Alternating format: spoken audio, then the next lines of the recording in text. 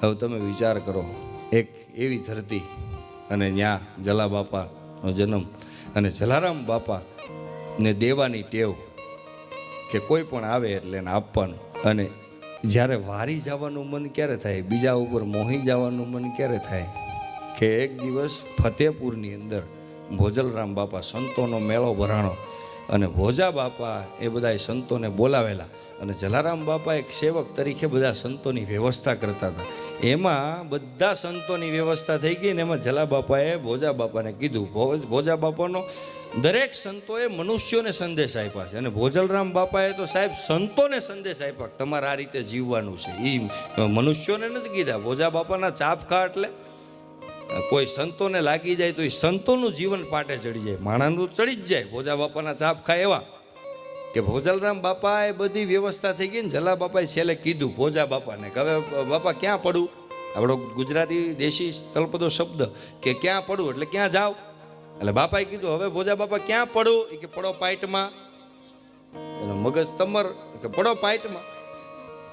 એટલે એ શબ્દ કીધો તો ક્રોધમાં, પણ ગુરુના વચનને પકડી લીધું. બાપાએ પાઇટમાં પડવાનું કીધું. તે ફતેપુરની અંદર નદીની અંદર બાપા પાઇટમાં પડ્યા અને સવારના 4 વાગ્યે ભોજા બાપા ત્યાંથી નીકળ્યા ને તે જલાન એ કે એ જલાન જોઈ ગયા કે એ જલા તું અહીં શું કરે છે? એ કે બાપા તમે હાજે કીધું ને કે પાઇટમાં પડવાનું એટલે હું પાઇટમાં ઊભો છું, આવું નિર્દોષતાથી કીધું. અને ભોજલરામ બાપાએ દોડીને ભેટી લીધા. ઓ કે વાહ જલારામ, વાહ જલારામ, વાહ જલારામ, તારામાં છે તું પકડી જાણી કે ઓ ભાઈ ગુરુના શબ્દને જેણે પકડી લીધા. અને જો તમને મારામાં કંઈક દેખાણું હોય તો ગુરુ તરીકે એક શિષ્ય તરીકે મને વચન આપો હોય કે શું આ ઈશ્વર કોણ છે ને સાલું સમજાતું નથી, કે મને એ નથી સમજાતું. આ કુદરત કોણ છે, બધું ચલાવનારો બીજો છે. બાપા એ કે પણ મને એ નથી સમજાતું આ કુદરત છે ક્યાં, મારા ઈશ્વરને ખાલી આખી જિંદગીમાં એકવાર દર્શન કરવા છે, મારા ગુરુ છો ને હું ખાલી આટલું માગું છું. ભોજલરામ બાપાએ કીધું કે મેં તને કીધું પાઇટમાં પડ અને તું હાચીનામાં પડ.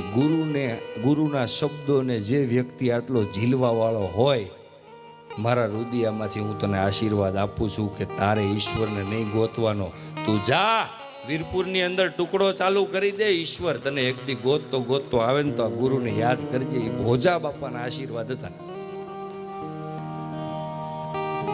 એને ગુરુ કહેવાય. એ સ્તરનું વ્યક્તિત્વ બને ત્યારે વીરપુરની અંદર આ ધક્કો થાય અને સમર્પણની તાકાત હોય છે.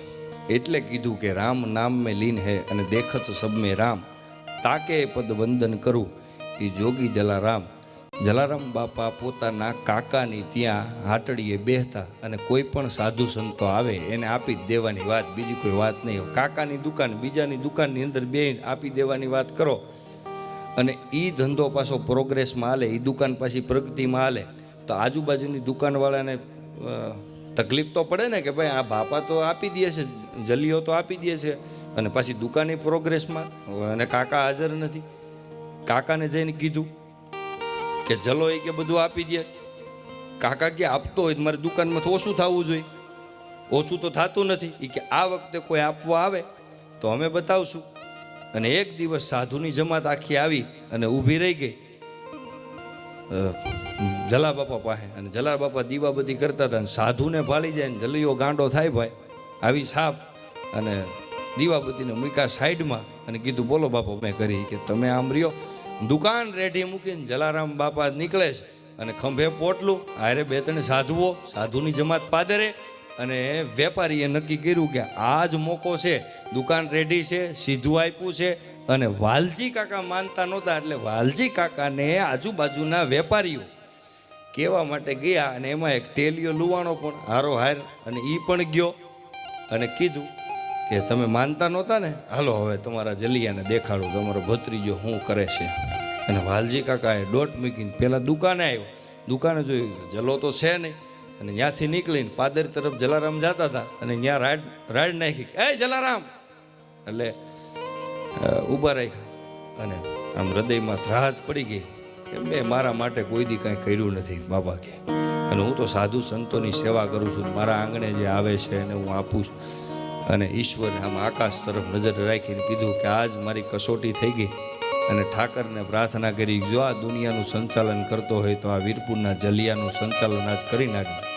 જો આ જગતનું સંચાલન તું કરતો હોય તો આજ મારા કાકાની સામે મારી આબરૂ રાખી દેજે અને તારી મારી બેની આબરૂ જળવાઈ જાય.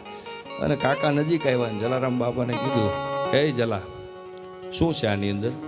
એ કે બાપા કાંઈ નથી. જલારામ બાપાના મોઢામાંથી શબ્દ નીકળ્યા કે એની અંદર કાંઈ છે નહીં, છાણા ને પાણી છે.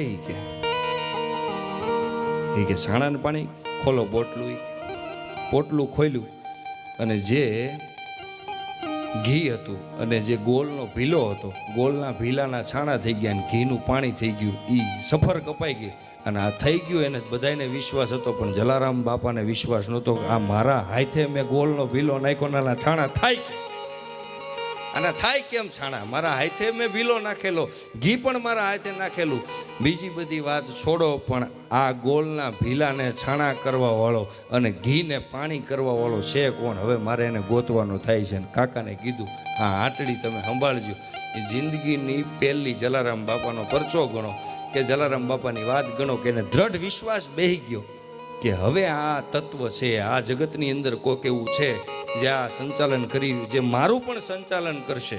અને વાત ઘેરે આવીને એમના પત્ની વીરબાઈમાં ને વાત કરી કે હવે મારે ધંધો નથી કરવો, આપણે મજૂરી કરીશું. કારણ કે જે કાકાની દુકાને આપણે બેહીએ છીએ એ કાકા જો આપણી ઉપર અવિશ્વાસ કરે તો મજૂરી કરશું, પણ હવે એ દુકાને બેસવાનું નથી. અને બે માણસ સવારના પોરમાં, સાહેબ પતિ પત્નીનું જીવન કેવું હોય, કોને સેવા કહેવાય? કરોડો ને અબજો રૂપિયા હોય અને એ કદાચ કરોડો દાન કરે, એ તો કરી શકે ભાઈ.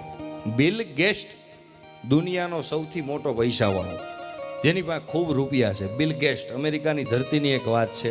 અહીંથી વાત હું તમને અધૂરું મૂકીને હું તમને થોડીક વાતના દર્શન કરાવું કે સમર્પણને દાન કોને કહેવાય. બિલ ગેટ્સ, એને પૂછવામાં આવ્યું કે દુનિયાના ફર્સ્ટ નંબરના ધનવાન તમે છો, તો તમે કોઈ એવો તમારા જીવનની અંદર વ્યક્તિ જોયો છે કે જેનું તમે ઋણ ચૂકવી ન શક્યા હોય? ત્યારે બિલ ગેટ્સે એક વાત કરી કે મારા જીવનની અંદર મને જેટલા વ્યક્તિ મારા કપરા સમયની અંદર મદદરૂપ થયેલા, એ દરેક વ્યક્તિઓને મેં બોલાવી અને આમ અઢળક આપી દીધું. બોલો, તમે જે ચીજ ઉપર હાથ મૂકો એ વસ્તુ તમારી. પણ એક વ્યક્તિના ઋણમાંથી હું ક્યારેય મુક્ત નથી થયો. એ જ્યારે મારી ખૂબ ખરાબ અને કન્ડિશન બહુ ખરાબ, મારી પરિસ્થિતિ બહુ ખરાબ, ત્યારે રેલવે સ્ટેશન ઉપર હું બેસતો અને ત્યારે એક છાપાવાળો છોકરો હતો. અને ત્યારે હું એ છોકરાને એમ કહેતો કે મારી પાસે પૈસા નથી, મને છાપું વાંચવા દે, મારે વાંચવું છે. બિલ ગેટ્સ રીડિંગના ખૂબ શોખીન, જે આપણી ઘરે કોમ્પ્યુટર છે ને એના સંશોધક બિલ ગેટ્સ. આપણી ઘરે માઇક્રોસોફ્ટ આવ્યું, ઘરે બિલ ગેટ્સ છે. એ બિલ ગેટ્સની વાત કરું. એ કે છાપાવાળાએ મને ખૂબ મફતની અંદર છાપા વાંચવા આપેલા. અને એક દિવસ મેં એને બોલાવીને કીધું હતું તે મને છાપા મફતની અંદર વાંચવા માટે આપેલા.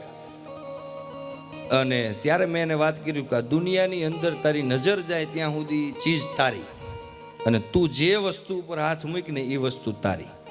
તે મારી ખરા સમયે મદદ કરી હતી. અને ત્યારે એ છાપાવાળાએ મને એવું કીધું હતું કે મારે કશું જોતું નથી એમ.